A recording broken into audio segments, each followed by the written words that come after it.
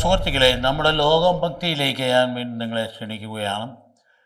ഇന്ന് നാം ചിന്തിക്കുന്നത് പെന്തക്കോസ്ത വിശ്വാസികളെ പ്രത്യേക ക്രൈസ്തവ വിഭാഗമായി അംഗീകരിക്കാൻ മന്ത്രിസഭ തീരുമാനിച്ചിരിക്കുന്നു. അടുത്ത കാലത്ത് ഉണ്ടായ ഈ തീരുമാനത്തെ വലിയ ഹർഷാരവത്തോടു കൂടിയാണ്, സന്തോഷത്തോടു കൂടിയാണ് പെന്തക്കോസ്ത സഭാംഗങ്ങൾ സ്വീകരിച്ചിരിക്കുന്നതെന്ന് കാണുകയാണ്. അതിൽ തെറ്റൊന്നുമുണ്ട് എന്ന് ഞാൻ കരുതുന്നില്ല. അത് നല്ലൊരു കാര്യമാണ്. കാരണം അങ്ങനെ അല്ലാതിരുന്നാൽ അവരനുഭവിക്കുന്ന ബുദ്ധിമുട്ടുകൾക്ക് പരിഹാരം കാണുക അത്ര എളുപ്പമല്ല. ഒന്നാമത്തെ, അവർക്ക് ഒരു യൂണിഫൈഡ് നേതൃത്വമില്ല, അല്ലെങ്കിൽ അങ്ങനെയുള്ള രീതികളോ അത്തരത്തിലുള്ള സംവിധാനങ്ങളോ ഇല്ല. അപ്പോൾ അത് അവരുടെ വിഷമതകളൊക്കെ ഭരണതലത്തിൽ എത്തിക്കുക എന്ന് പറയുന്നത് അത്ര എളുപ്പമുള്ള കാര്യമില്ല. കാരണം ഒരു നേതൃത്വം ഉണ്ടെങ്കിൽ പിന്നെ നേതാവ് അംഗീകരിക്കപ്പെട്ട നേതാവാണെങ്കിൽ അത് കൂടുതൽ ശ്രദ്ധിക്കപ്പെടുകയും പറയുകയും ചെയ്യും. അപ്പോൾ ഇങ്ങനെയുള്ള പതിനായിരക്കണക്കിന് സെക്റ്റുകൾ രൂപപ്പെടുത്തി കിടക്കുന്നിടത്ത് നേതൃത്വത്തെക്കുറിച്ച് പറയാൻ പറ്റാത്ത സാഹചര്യത്തിൽ സഭയായിട്ട് അംഗീകരിച്ച് കിട്ടുമ്പോൾ അതിനകത്ത് അതിൻ്റെ രാഷ്ട്രീയ മാനം നമ്മൾ ചർച്ച ചെയ്യുന്നില്ല. കാരണം അത് തീരുമാനം എടുക്കുന്നവർക്ക് അതിൻ്റെ രാഷ്ട്രീയമായ ലക്ഷ്യമുണ്ടാവുന്ന ഒരു സംശയമില്ലാത്ത കാര്യമാണ്. അതെങ്ങനെയും ആവട്ടെ, അതെല്ലാവർക്കും ഒരുപോലെ തന്നെ ലക്ഷ്യം വയ്ക്കാവുന്ന തന്നെയാണ്. പക്ഷേ രാഷ്ട്രീയ മാനമല്ല, അതിൻ്റെ ദൈവശാസ്ത്രപരമായ അതിൻ്റെ മറ്റ് കാര്യങ്ങളെക്കുറിച്ചാണ് നമുക്ക് പറയാനുള്ളത്. അതായത് അവർക്ക് ഒരുപാട് ബുദ്ധിമുട്ട് പല അവസരങ്ങളിലും ഒരാക്രമണത്തിന് വിധേയമായിട്ടുണ്ട്. മറ്റുള്ള ശ്ലൈഹിക സഭകളേക്കാൾ കൂടുതലായിട്ട് ആക്രമണങ്ങൾക്ക് വിധേയമായിട്ടുണ്ട്. അതായത് മുൻവിധിയോടുകൂടി വിരോധത്തോടു കൂടി അവരെ സമീപിക്കുന്ന ഒരു രീതിയൊക്കെ നിലവിലുണ്ടായിരുന്നു. അത് കുറഞ്ഞു വരിക. അപ്പോൾ അങ്ങനെ ചില സംഘങ്ങളും ചില സംഘടനകളുമൊക്കെ അന്ന് ഏറ്റുമുട്ടിയിട്ട് അപ്പോഴൊക്കെ അവർ രക്ഷയ്ക്ക് എത്താനായിട്ട് രാഷ്ട്രീയ അധികാരികളെയൊക്കെ സമീപിച്ചിട്ട് വലിയ പ്രയോജനം ഉണ്ടായിട്ടില്ല എന്നാണ് അവർ പറയുക. ചില സാഹചര്യങ്ങൾ ഞാൻ എടുത്തു പറയുന്നില്ല, എങ്കിൽ പോലും ആൾക്കാർക്ക് അറിയാവുന്നതാണ്. ഒരിക്കലും അവർ പറയുന്നു, അവരൊരു പ്രധാന ആരാധന കേന്ദ്രത്തിൻ്റെ നടുവിലൂടെ ഒരു റെയിൽപാതയ്ക്ക് ലൈനിടാൻ തീരുമാനം ഉണ്ടായപ്പോൾ കേരളത്തിലെ രാഷ്ട്രീയ അധികാരികളൊന്നും ഒരു ചെറുവിരൽ പോലും അനക്കിയില്ല. അവരുടെ പരിവേദനങ്ങൾക്കോ അവരുടെ പ്രശ്നങ്ങൾക്കോ ഒരു പരിഹാരം ആരും ഒന്നും നിർദ്ദേശിച്ചില്ല. ഒടുവിൽ കർണാടകയിൽ അവർക്കല്പം സ്വാധീനം ഉണ്ടായിരുന്നുണ്ട്. അവിടുത്തെ രാഷ്ട്രീയ സ്വാധീനം കൊണ്ടാണ് ലൈൻ മറ്റൊരു സ്ഥലം മാറ്റാനുള്ള തീരുമാനം ഉണ്ടായെന്ന് അവർ പറയും. വാസ്തവത്തിൽ ഈ ഒരു വിഭാഗത്തിന് വേണ്ടത് എന്താണ്? അവർക്ക് ആരാധനയ്ക്കുള്ള സ്വാതന്ത്ര്യം വേണം, അവർക്ക് കൺവെൻഷനുകൾ നടത്താനുള്ള സ്വാതന്ത്ര്യം വേണം, അല്ലെങ്കിൽ മൈക്ക് സാങ്ഷൻ വേണം. ഇതുള്ള കാര്യങ്ങളല്ല അവർക്ക് സംബന്ധിച്ച് മറ്റ് വിഭാഗങ്ങളെ പോലെ സ്കൂളുകളോ ഹോസ്പിറ്റലുകളോ മറ്റ് ഓർഗനൈസ്ഡ് ആയിട്ടുള്ള സോഷ്യൽ ആക്ടിവിറ്റീസോ ഒന്നും ഇല്ല. അപ്പം അങ്ങനെ വരുമ്പോൾ അവർക്ക് അവരുടേതായ കാര്യങ്ങൾ വളരെ പരിമിതമാണ്. സർക്കാരിനൊന്നും ഒരു ബുദ്ധിമുട്ടും ഒരു തലവേദന ഉണ്ടാക്കുന്ന കാര്യമല്ല. അപ്പം അതുകൊണ്ട് അവരെ സംബന്ധിച്ചുള്ള അവരാവശ്യപ്പെടുന്ന കാര്യങ്ങൾ നിർവഹിച്ചു കൊടുക്കുക ന്യായവും യുക്തവുമായ കാര്യമാണ്. അപ്പോൾ പെന്തക്കോസ്തുകാർ അവർ ചെയ്യുന്ന അവരുടെ വീക്ഷണത്തിലൂടെ ക്രൈസ്തവതയ്ക്ക് പ്രാർത്ഥന, അതുകൊണ്ട് വാസ്തവത്തിൽ ക്രൈസ്തവ വീക്ഷണത്തോടെ നോക്കിയാൽ അവർ ചെയ്യുന്ന വലിയ ഒരു കാര്യമാണ്. വളരെ പ്രധാനപ്പെട്ട കാര്യം, ക്രൈസ്തവതയുടെ ഏറ്റവും പ്രധാനപ്പെട്ട കാര്യം നിർവഹിക്കുന്നുണ്ട്. അതായത് യേശു രക്ഷകനാണ് എന്ന് എല്ലായിടത്തും വിളംബരം ചെയ്യുക. അത് മുഖം നോക്കാതെ ഏത് സാഹചര്യത്തിലും ആരോടും ശത്രുവാണോ മിത്രമാണോ എന്ന് നോക്കാതെ വിളംബരം ചെയ്യുക എന്നുള്ളത് ഒരു എല്ലാ പെന്തക്കോസ്തൽ വിഭാഗങ്ങളുടെയും ഒരു പ്രത്യേകതയാണ്. അതിൽ തന്നെ നല്ല കാര്യമല്ലേ? അതവർ ഫലപ്രദമായി നിർവഹിക്കുന്നുണ്ട്. അപ്പോൾ അതുകൊണ്ട് ഇന്ന് വടക്കേ ഇന്ത്യയിൽ, പ്രത്യേകിച്ച് നോർത്ത് ഈസ്റ്റിൽ അവർ സജീവമായി പ്രവർത്തിക്കുന്നുണ്ട്. അതിനാൽ തന്നെ അവരെ ഒരുപാട് പീഡിപ്പിക്കപ്പെടും. നമുക്കറിയാം, പാസ്റ്റർമാരെയൊക്കെ അകാരണമായിട്ട് അറസ്റ്റ് ചെയ്യുകയും അവർക്കെതിരെ വലിയ പ്രചാരണങ്ങൾ അഴിച്ചുവിട്ട് ഈ അടുത്ത കാലത്ത് ജാർഖണ്ഡിലും ഒരു വീട്ടിൽ പ്രാർത്ഥന ലീഡ് ചെയ്തുകൊണ്ടിരിക്കുന്ന ഒരു പാസ്റ്ററെയും 10-40 പേരടങ്ങുന്ന ഒരു സംഘം കടന്നു ചെന്നൊരു വീട്ടിലോട്ട് കയറി ചെന്ന് അദ്ദേഹത്തെ പിടിച്ച് കൊണ്ട് പുറത്താക്കി കുറേയേറെ മൈലുകൾ ദൂരം നടത്തി ഒരു ക്ഷേത്ര മുമ്പിലൊക്കെ എത്തിച്ച് വേണ്ടാത്തതൊക്കെ അദ്ദേഹം കൊണ്ട് ചെയ്യിപ്പിച്ച് വളരെ പരിഹാസ്യമായിട്ടുള്ളൊരു സംഭവം ഉണ്ടായത്. ഇതൊന്നും വാർത്തയായിട്ടൊന്നും ഇപ്പോൾ പുറത്തു വരുന്നില്ലെങ്കിലും നടക്കുന്ന കാര്യങ്ങളാണ്. അപ്പോൾ ഭരണസമിതിയുടെ സപ്പോർട്ട് കൂടി ചെയ്യുന്നതാണ്. അതുകൊണ്ടാണല്ലോ അദ്ദേഹത്തിൻ്റെ ഭാര്യ ചെന്ന് പോലീസ് സ്റ്റേഷനിൽ വിവരം അറിയിച്ചിട്ട് പോലീസുകാർ 2 മണിക്കൂർ കണ്ടാണ് അവർ വന്നിട്ട് തന്നെ എന്താ ചെയ്തത്? ഇവർക്ക് അനുകൂലമായിട്ടൊന്നും ചെയ്തില്ലെന്ന് മാത്രമല്ല, മതപരിവർത്തന നിരോധന നിയമം അനുസരിച്ച് അന്ന് പ്രാർത്ഥിക്കാൻ കൂടിയുടെ പേരിൽ കേസ് എടുത്തെന്നാണ് പറയുക. നോക്കുക, പ്രത്യേക അപ്പോൾ അതുകൊണ്ട് ഇതൊക്കെ ഓർഗനൈസ്ഡ് ആയിട്ട് നിൽക്കേണ്ടതിൻ്റെ ആവശ്യകതയുണ്ട്. അതിന് സംശയമില്ലാത്തൊരു കാര്യമാണ്. അപ്പോൾ ഇതുപോലെ സംഭവങ്ങൾ ഏറെ നാളായിട്ട് മിഷണറിമാർ അവർ വാസ്തവത്തിൽ നേതാവില്ല. അപ്പോൾ അതുകൊണ്ട് അനേകായിരങ്ങൾ ഇവർ വഴിയായിട്ട് ക്രിസ്തുവിലേക്ക് അടുക്കുന്നൊരു യാഥാർത്ഥ്യമാണ്. അപ്പോൾ ഇവിടെയൊക്കെ സുവിശേഷത്തിൻ്റെ ശക്തി ലോകത്തിന് കാട്ടിക്കൊടുക്കാൻ പെന്തക്കോസ്ത് സഭകൾ ചെയ്യുന്ന വലിയ പരിശ്രമത്തെ അത് ശ്ലാഘിക്കാതിരിക്കാൻ പറ്റില്ല. അത് അവർ വിലയിൽ നോക്കാതെ ഇവിടെ തന്നെയൊന്നും ലോകം മുഴുവൻ ചെയ്തുകൊണ്ടായിരിക്കും. ഇതിൻ്റെ പിൻപിൽ ദൈവപരിപാലനയും കണ്ടെത്താൻ ശ്രമിക്കുകയാണ് നമ്മൾ. അതായത് ദൈവത്തിൻ്റെ പദ്ധതിയിൽപ്പെട്ട കാര്യങ്ങളൊക്കെ തന്നെയാണിത്. എന്നാൽ കേരളത്തിൽ കഴിഞ്ഞ 25 വർഷമായി ഇവരുടെ എണ്ണം 4 ഇരട്ടിയായിട്ട് വർദ്ധിച്ചിട്ടുണ്ടെന്ന് അവർ തന്നെ പറയുന്നു. അത് ശരിയാവാം. 25 വർഷമായിട്ട് കഴിഞ്ഞ കാലഘട്ടത്തിൽ കേരളത്തിൽ ഒരു 4 ഇരട്ടിയായിട്ട് വർദ്ധിച്ചിട്ടുണ്ടെന്ന് അവർ പറയുന്നു. വാസ്തവത്തിൽ എന്തുകൊണ്ട് അസ്വസ്ഥതയില്ലാത്ത അലയുന്ന മനുഷ്യ മനസ്സുകൾക്ക് സമാധാനം സുവിശേഷം നല്ല കിട്ടുകയുള്ളൂ. അപ്പോൾ സുവിശേഷം വേണ്ട വിധത്തിൽ ജനഹൃദയങ്ങൾ എത്തിക്കഴിഞ്ഞാൽ അവരതിൻ്റെ പിന്നാലെ വരും. അങ്ങനെ വരുമ്പോൾ ഇതുപോലെ അസ്വസ്ഥമായൊരു കാലഘട്ടങ്ങൾ നമ്മൾ കേരളത്തിൽ ഇതിനു മുമ്പ് ഉണ്ടായിട്ടുണ്ടോ? ആത്മഹത്യകൾ ഇത്രയധികമായി. എന്ത് കാര്യത്തിന് വേണ്ടിയിട്ട് കൊച്ചു പിള്ളേരൊക്കെ ആത്മഹത്യ ചെയ്യുന്നത്? അതുപോലെ +1 പഠിക്കുന്ന എന്തോ നിസ്സാര കാര്യം മൊബൈൽ മാറ്റി വെച്ചെന്നോ എടുത്തു വെച്ചെന്നോ കൊടുത്തില്ലെന്നോ ഒക്കെ കാര്യം പറഞ്ഞാണ് ആത്മഹത്യ. പിന്നെ വിഷാദ രോഗം അതുപോലെ മറ്റ് മാനസിക തകർച്ചകളും ഒക്കെ ഉണ്ടായിട്ട് ഇതുപോലെ കുടുംബത്തിന് ഇത്രയധികം പ്രശ്നം ഉണ്ടായ കാലഘട്ടത്തിന് മുമ്പ് ഉണ്ടായിട്ടില്ല. അതായത് മനുഷ്യൻ കേരളത്തിൽ 10ൽ 3 പേരും മനോരോഗികളാണ് എന്ന് പറയുന്നുണ്ട്. പറയുന്ന മനഃശാസ്ത്രജ്ഞന്മാർ തന്നെയാണ്.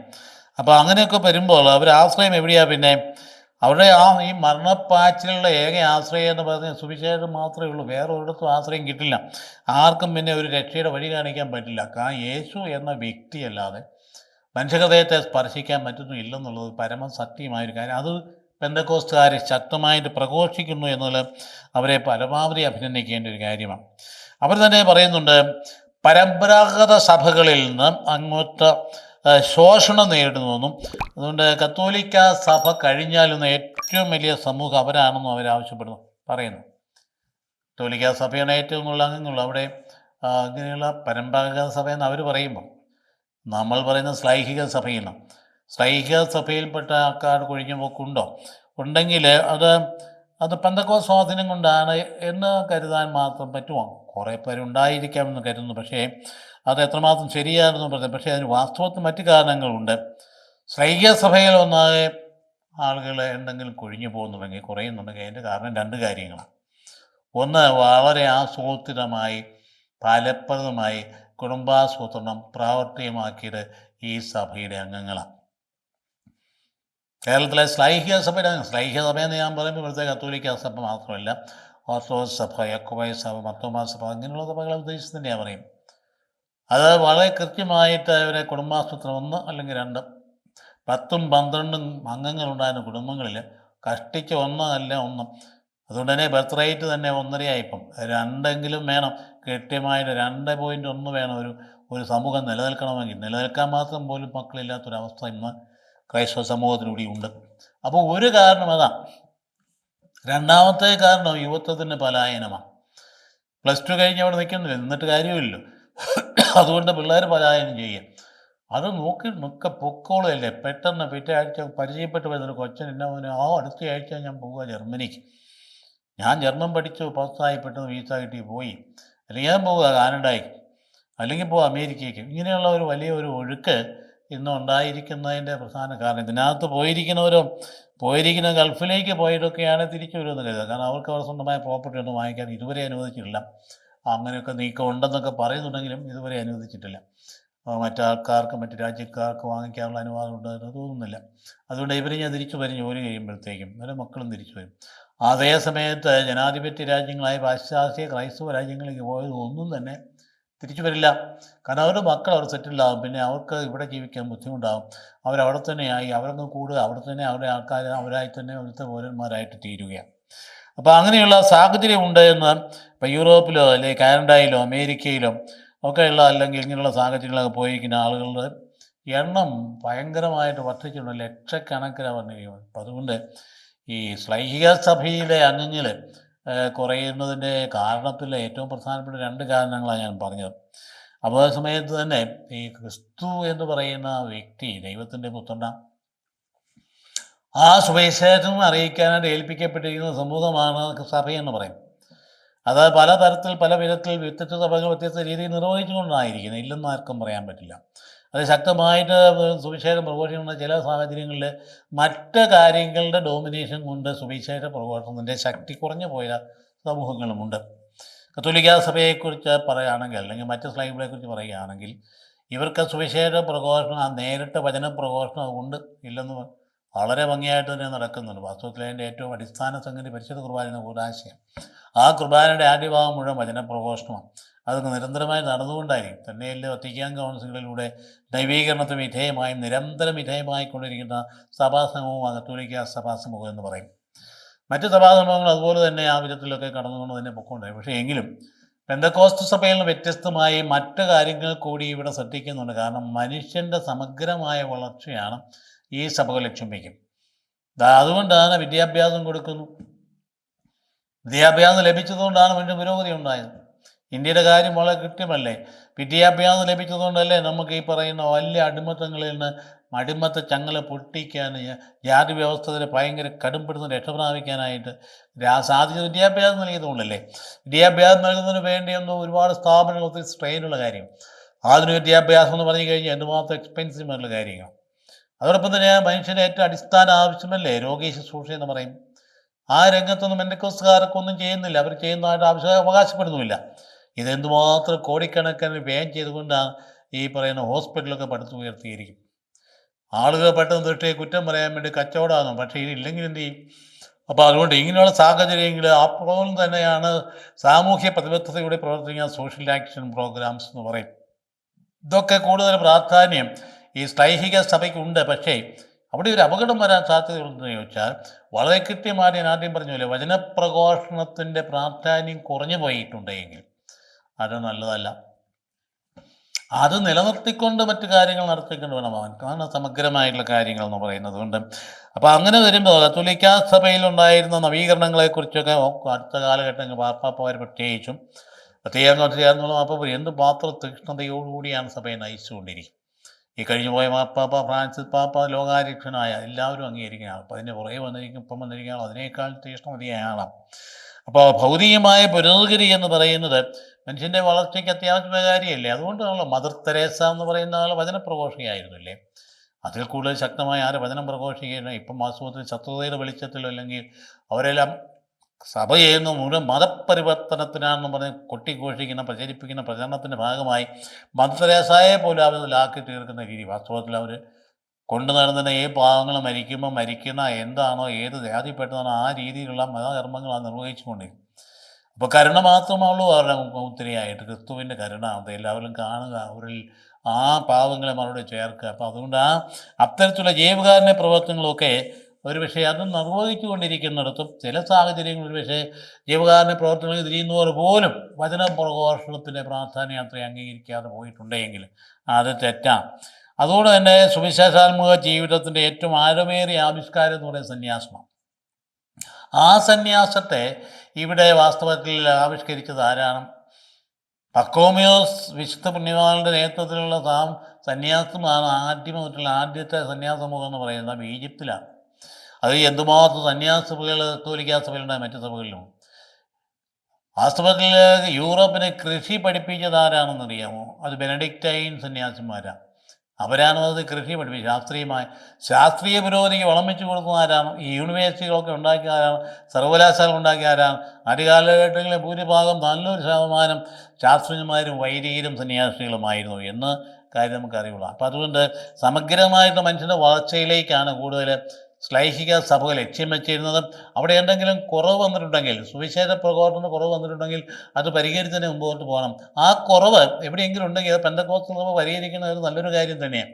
ഒരു കോംപ്ലിമെൻ്ററി ആയിട്ടാണ്. ഇപ്പം ഇന്നത്തെ സുവിശേഷ പ്രഘോഷകരായ പെന്തക്കോസ്തുകാരും കത്തോലിക്കാ സഭയെ കുറ്റം പറഞ്ഞു. പണ്ട് നേരെ തിരിച്ചായിരുന്നു. അവരെന്തെങ്കിലും പറയാനുണ്ടെങ്കിൽ അത് കത്തോലിക്കാ സഭ 10 കാര്യങ്ങൾ പറഞ്ഞുകൊണ്ട് കത്തോലിക്കാ സഭയെ താഴ്ത്തിക്കിട്ട് അത് എന്തൊട്ടാവണം ഭരിച്ചു കൊടുക്കേണ്ട പ്രാർത്ഥന, മാതാവിൻ്റെ കന്യാത്വം, പിന്നെ അങ്ങനെ കുറേ ഏറെ കാര്യങ്ങൾ പറഞ്ഞ് 10 കാര്യങ്ങൾ ഞങ്ങൾ കണക്കൂട്ടി വെച്ചിരിക്കും. അതിപ്പം പറയുന്നത് കേൾക്കുന്നില്ല. അതിനേക്കാൾ ഉപരിയായിട്ട് നന്നായിട്ട് വചന അടിസ്ഥിതമായ വിദ്യാഭ്യാസമുള്ള പാസ്റ്റർമാർ നല്ല ഭംഗിയായ രീതിയിൽ പ്രസംഗിക്കുന്നത് കേൾക്കുമ്പോൾ സന്തോഷമുണ്ട്. അപ്പോൾ ആ രീതിയിൽ ആളുകളും കടന്നു പോകുന്നത് നല്ലൊരു കാര്യമാണ്. പക്ഷേ വ്യവസ്ഥാപിത ശ്ലൈഹിക സഭയെ സംബന്ധിച്ചിടത്തോളം ഒന്ന് രണ്ട് വ്യത്യസ്തതകൾ എടുത്ത് കാണിക്കുന്നതല്ല. ഒരു വിശ്വാസം എന്ന് പറയുന്ന ക്രൈസ്തവ സഭയുടെ വിശ്വാസം രണ്ട് വശങ്ങളുണ്ട്. ഞാൻ പറയുന്നത് ശ്രദ്ധിക്കുകയാണ്. ഒന്ന്, വിശ്വാസത്തിൻ്റെ വൈയക്തിക അനുഭവമാണ്. ആക്ട് ഓഫ് ഫെയ്ത്ത് എന്ന് വേണമെങ്കിൽ പറയാം ഇംഗ്ലീഷ്. വൈയക്തിക അനുഭവം, ഞാൻ പറയുന്ന പ്രഘോഷിക്കുന്ന വിശ്വാസ സത്യത്തിൻ്റെ കാര്യങ്ങൾ എൻ്റെ ഹൃദയത്തിൽ എന്നെ സ്വാധീനിച്ചിട്ട് എൻ്റെ ഉള്ളിൽ പരിവർത്തനം വരുത്തുന്നതിനാണ് വൈയക്തിക പേഴ്സണൽ എക്സ്പീരിയൻസ് പറയും. ഇതൊരു ഭാഗമാണ്. രണ്ടാമത്തെ ഭാഗം എന്ന് പറഞ്ഞാൽ ഒരു വിശ്വാസത്തിൻ്റെ, അതായത് ഫോർമലായിട്ടുള്ള ഒന്ന് വേണമെങ്കിൽ അത് ഒന്ന് ആക്ട് ഓഫ് ഫെയ്ത്ത് എന്ന് പറയാം, രണ്ടാമത്തെ ഫോം ഓഫ് ഫെയ്ത്ത് എന്ന് പറയാം. വിശ്വാസത്തിൻ്റെ സമഗ്രതയാണ്. വിശ്വസിക്കുന്ന സത്യങ്ങൾ സമഗ്രത. ആ സമഗ്രത എന്ന് പറയാൻ മുഴുവൻ ഒരു സമയത്ത് ഉൾക്കൊള്ളാൻ പറ്റിയെന്ന് വരില്ല. പക്ഷേ അത് അതേ സമയത്ത് ലേഔട്ട് ചെയ്ത് കിടന്നില്ല എങ്കിൽ നമുക്ക് അപകടം ഉണ്ടാകാൻ സാധ്യതയും. അപ്പം അതുകൊണ്ട് ആക്ട് ഓഫ് ഫെയ്ത്ത് എന്ന് പറയാം, ആ വ്യക്തിക്ക് വൈയക്തികമായ അനുഭവം ഇല്ലാതെയുള്ള വിശ്വാസം എന്ന് പറയുന്നത് യൂസ്ലെസ്സാണ്. നേരെ തിരിച്ച് വൈയക്തിക അനുഭവം മാത്രമേ ഉള്ളൂ എങ്കിൽ, അതിൻ്റെ പിമ്പിൽ വളരെ കൃത്യമായിട്ട് ഡിഫൈൻ ചെയ്യപ്പെട്ടിരിക്കുന്ന ഡോക്മ ഇല്ല എങ്കിൽ വാസ്തവത്തിൽ അങ്ങനെയുള്ള വിശ്വാസാനുഭവം എന്ന് പറയാൻ അന്ധവിശ്വാസമായിട്ട് മാറും. അങ്ങനെയാണല്ലോ ഒരുപാട് വ്യക്തികളെ കേന്ദ്രീകരിച്ചുള്ള സെക്റ്റുകൾ രൂപം കൊണ്ടുവരാനായിട്ട് ഇടയായത്. അപ്പോൾ കത്തോലിക്ക സഭയെ സംബന്ധിച്ചല്ല, അതുപോലെ ശ്ലൈഹിക സഭയെ സംബന്ധിച്ചിടത്തോളം ഇത് രണ്ടും ഒരുപോലെ പ്രധാനപ്പെട്ട കാര്യം. Act of faith and the form of faith വേണമെങ്കിൽ വളരെ കൃത്യമായിട്ട് പറയാൻ സാധിക്കും. അതുകൊണ്ടാണ് വിശ്വാസ പ്രമാണം അത് വളരെ കൃത്യമായിട്ട് ഡിഫൈൻ ചെയ്യപ്പെട്ട് കിടപ്പുണ്ട് കത്തോലിക്ക സഭയിൽ. അതുകൊണ്ട് നിക്ക സുനകദോസിന് 1700 വർഷം എന്നൊക്കെ പറയുമ്പോൾ എപ്പോൾ നൂറ്റാണ്ടായിട്ട് അത് കീപ്പ് ചെയ്തുകൊണ്ടിരിക്കുന്നത്. 1700 വർഷമാണ് നിക്ക സുനകദോസിൽ നിക്ക വിശ്വാസ പ്രമാണത്തിൽ ആവരണം വന്നിരിക്കുന്നത്. അതിനകത്ത് ഓരോന്നും വളരെ പ്രധാനപ്പെട്ട കാര്യമാണ്. അതുകൊണ്ട് സഭയുടെ ഏകവും ശ്ലൈകവും സാർവത്രികവും പരിശുദ്ധമായ സഭയെന്ന് പറയാൻ അതിന് ഓരോന്നിനും പ്രാധാന്യമുണ്ട്. അതിൻ്റെ ഏകത്വത്തിന് പ്രാധാന്യമുണ്ട്. അതിൻ്റെ കൊണ്ടാണ് ഹൈറാർക്കിയുടെ പരമോന്നത നേതാവിനെ ഉദ്ദേശിക്കുന്ന ഏകത്വത്തെ സൂചിപ്പിക്കുന്ന ആൾ തന്നെയാണ്. അതിൻ്റെ ശ്ലൈഹികയ്ക്ക് പ്രാധാന്യമുണ്ട്. അതിൻ്റെ അടിസ്ഥാനം സ്ത്രീഹായിരിക്കേണ്ടതാണ്. അതുകൊണ്ട് ഏകവും ശ്ലൈകവും സാർവത്രികമാണ്. അത് യൂണിവേഴ്സലാണ്, എവിടെയെങ്കിലും തടഞ്ഞു നിർത്താൻ പറ്റില്ല. അതുപോലെ തന്നെ അത് ആരാധനയുടെ അനുഭവത്തിലൂടെ പരിശുദ്ധമായിരിക്കുന്നതാണ്. മനുഷ്യരല്ല പരിശുദ്ധി, സഭയുടെ യേശോമിശിഹായുടെ പരിശുദ്ധി നിറഞ്ഞു നിൽക്കുന്നതാണ്. അപ്പം അതുകൊണ്ട് അങ്ങനെയുള്ള വ്യത്യസ്തത അവിടെയുണ്ട്. അതുകൊണ്ടാണ് അപ്പസ്തോലൻ പറഞ്ഞത്, ഞങ്ങൾ നിങ്ങളെ വചനം മുഖേനയോ കത്ത് മുഖേനയോ പഠിപ്പിച്ചിട്ടുള്ള പാരമ്പര്യങ്ങൾ ഉറച്ചു നിൽക്കുവാൻ എന്ന് ശ്ലീഹ പറഞ്ഞില്ലേ. ഞങ്ങൾ നിങ്ങളെ വചനം മുഖേനയോ കത്ത് മുഖേനയോ പഠിപ്പിച്ചിട്ടുള്ള പാരമ്പര്യങ്ങൾ ഉറച്ചു നിൽക്കുവാൻ നമ്മളെ കൃത്യമായി പഠിപ്പിച്ചിട്ടുണ്ട്. അപ്പോൾ ആ വിശ്വാസധാരയിൽ പുറപ്പെടുന്നതാണ് ശ്ലൈഹിക സഭയുടെ കൗദാശിക ജീവിതം എന്ന് പറയും. കൂടാശകൾ എന്നൊക്കെ പറഞ്ഞാൽ അതിൽപ്പെടുന്ന സംഗതിയാണ്. അപ്പോൾ വിശ്വാസ പ്രമാണം, അതിൻ്റെ കൂടാശകൾ, അതിൻ്റെ ഐക്യത്തെ സൂചിപ്പിക്കുന്ന ഹൈറാർക്കി, ഇതൊക്കെ വളരെ പ്രധാനപ്പെട്ട കാര്യങ്ങളാണ്. അപ്പോൾ അത് സൂചിപ്പിക്കുന്ന ഒരു സംവിധാനം എന്ന് പറയുന്നത് അതിനകത്ത് ഏറ്റക്കുറച്ചിലുണ്ടാകാം അതിൻ്റെ ചൈതന്യത്തിൽ. അപ്പോഴാണ് നവീകരണം ആവശ്യമായിട്ട് വരിക. അതുകൊണ്ട് ഇത് സംരക്ഷിച്ച് കൊണ്ടുപോകുമ്പോഴാണ് വാസ്തവത്തിൽ, അതുകൊണ്ടാണ് അത് സംരക്ഷിക്കപ്പെടുമ്പോഴാണ് നമ്മൾ മനസ്സിലാക്കുന്നത് സുവിശേഷ പ്രഘോഷണത്തിന് ഷാർപ്പ്നെസ് കുറഞ്ഞു പോയിട്ടുണ്ടെങ്കിൽ അത് നവീകരിക്കാൻ സന്നദ്ധമായിരിക്കും. അത് മറ്റാരെയും കണ്ട് ആരെയും കുറ്റപ്പെടുത്തിയോ താഴ്ത്തിക്കെട്ടിയോ ഒന്നുമല്ല. ആ ആത്മാവിൽ പരിശുദ്ധാത്മാവിൽ നടക്കേണ്ട ഒരു കാര്യമാണ്. പരിശുദ്ധാത്മാവ് നവീകരിക്കപ്പെടുന്നത്. കത്തോലിക്ക സഭയൊന്നും മറ്റാരെയും കുറ്റം പറയാനായിട്ട് ആരും അനുവദിച്ചിട്ടില്ല. ഒരു സഭയും കുറ്റം അനുവദിച്ചില്ല. അങ്ങനെയല്ല വത്തിക്കാൻ പഠിപ്പിച്ചിരിക്കും. എല്ലാവരുള്ള നന്മ ഉൾക്കൊള്ളാനാണ് പഠിപ്പിച്ചിരിക്കും. അതുകൊണ്ട് ഈ നന്മ പെന്തക്കോസ്തുകാരിൽ കാണുന്നത് അംഗീകരിച്ചേ പറ്റൂ എന്ന് പറയുക.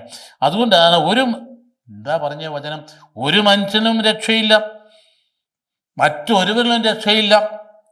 ആകാശത്തിൻ്റെ കീഴെ മനുഷ്യരുടെ യേശു എന്ന നാമമല്ലാതെ മറ്റൊരു നാമവും മനുഷ്യരക്ഷയ്ക്കായി വയ്ക്കപ്പെട്ടില്ല എന്ന പരമമായ സത്യം ഭംഗിയായിട്ട് ആര് പ്രഘോഷിച്ചാലും ശരി, അതിന് പരിശുദ്ധാത്മാവിൻ്റെ സപ്പോർട്ട് ഉണ്ടാകും. അതുകൊണ്ട് പെന്തക്കോസ്ത് സഭയെ പെന്തക്കോസ്ത് വിശ്വാസികളെ സഭയായിട്ട് അംഗീകരിക്കാൻ അവർ തയ്യാറെടുത്ത തീരുമാനത്തിന് പിന്നിൽ അവർക്ക് രാഷ്ട്രീയ ലക്ഷ്യം കാണും. നമ്മളത് രാഷ്ട്രീയമൊന്നും കാണുന്നില്ല. തീരുമാനത്തിൽ എപ്പോഴും ശ്ലാഘിക്കുകയാണ്, നല്ലൊരു കാര്യം തന്നെയാണ്. പെന്തക്കോസ്ത് സഭാവിശ്വാസികളൊക്കെ പ്രത്യേകമായ മംഗളങ്ങൾ ആശംസിക്കുന്നു. ദൈവം അനുഗ്രഹിക്കട്ടെ എന്ന് പ്രാർത്ഥിക്കുന്നു. Thank you very much.